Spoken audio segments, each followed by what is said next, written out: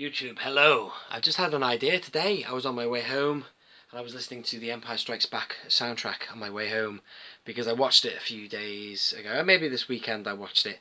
I was listening to one track and it gave me the idea for something. I'll tell you what that is now. I've got 3 cards here that I haven't used. These are card backs for restoring figures, vintage figures. And there's 3 I haven't used. That one because to get a vintage layer costs a fortune, a lot of money. Like a 78, whatever year she was released, with a vinyl cape. A lot of money. I would have loved to have found that fella, but I couldn't get him on eBay for a decent price. And I have this guy, which I have, oh excuse me, I did buy him loose, but he's not finished. You need to have a little purple, he's got a little purple apron thing on, and he has a little plastic case thing, which I never got around to getting the complete set, so I never bothered recording it. But this is what I want to talk about, this guy, the Ugnaught. Now, I was on my way home, and a track came on. I think the track is called Carbon Freeze, or track after Deal with the Dark Lord, but it's when Han gets frozen in carbonite.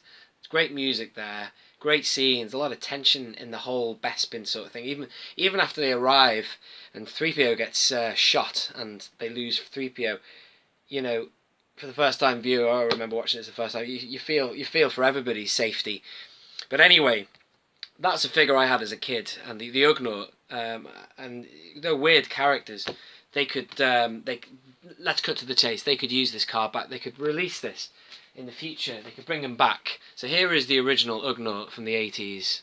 As I say, I haven't had a chance to put an apron on him, or his little accessory. It's like a little case.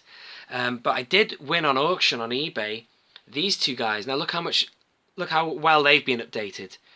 The articulation is very limited. It's only a swivel waist on this one and swivel arms. So I'd say that's 1, 2, 3, 4 points of articulation. But look at that. That really is much more screen accurate than him. So that's the original 80s. This must have been in the 2000s, I'd say. And this guy as well. I can't remember because I got them loose. I don't know what set they came, and I'd presume something like maybe Legacy or maybe 2006 Saga. I don't know. If you know, let me know. But here's my point. They, as 2 figures, could go on an updated vintage card without question. Now, I don't see why Hasbro can't give us 2 on 1, because let's have a look at this guy here. I was thinking about this because when you get small figures like Yoda or R2-D2 or Jawas, you feel like you're getting less bang for your buck. You're getting a small figure as opposed to a 3 3/4 inch taller figure. But check this out. This is a vintage collection. Phantom Menace. What's his name? Rats Tyrell with Pit Droid. Look at that. There's basically 2 figures in one, because he's a small guy, and because you get that with it, you feel like you're getting your money's worth. So, let's talk about this Jawa again. I really want them to bring back the Jawa and put inside the packet the 2 Jawas that we got in that Black Series line, which you can't get for love nor money on eBay. Expensive, so they must have been rare. This is Yoda, by the way, but I'm just trying to, familiarise you with what I'm talking about. 2 Jawas came out in the Black Series, which is just like a given trail of evidence that they were maybe going to put it on a vintage card, which they didn't. So I'd like to see them do that. But what they would do is most definitely probably put 2 Jawas in one. In the 80s, or whenever it was, you only got 1 Jawa. But if they can pack 2 figures on like that in a wider bubble, they could probably do that for the Jawa. And also maybe, potentially, the Ugnaughts. You could get, much like you got 2 in a packet with this, in whatever it was, you could just about see it, couldn't you? Just imagine 2 Ugnaughts for the price of 1 on an Ugnaught card back. And as I say, it's a little bit sort of slanted in my favour, a bit biased, because I did have this as a kid.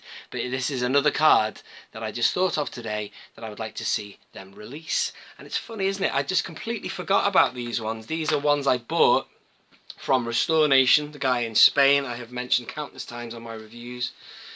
These 3 I never got round to doing anything with them, because like I say, I couldn't get a layer, I couldn't get I couldn't finish my Ugnaught. You saw the Ugnaught, he's finished now without the accessories.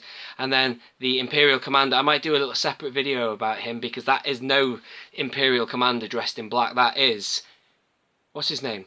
Captain Needer? No, it's not Captain Needer. General Veers, prepare your men. Yeah, I like General Veers. There's something about him. He's quite sinister, isn't he? He's obviously working his way up the chain, isn't he, in the Imperial Command. That's all I wanted to say. So as I say, driving in my car, I was listening to the Empire Strikes Back soundtrack. John Williams, he really knows how to captivate the audience.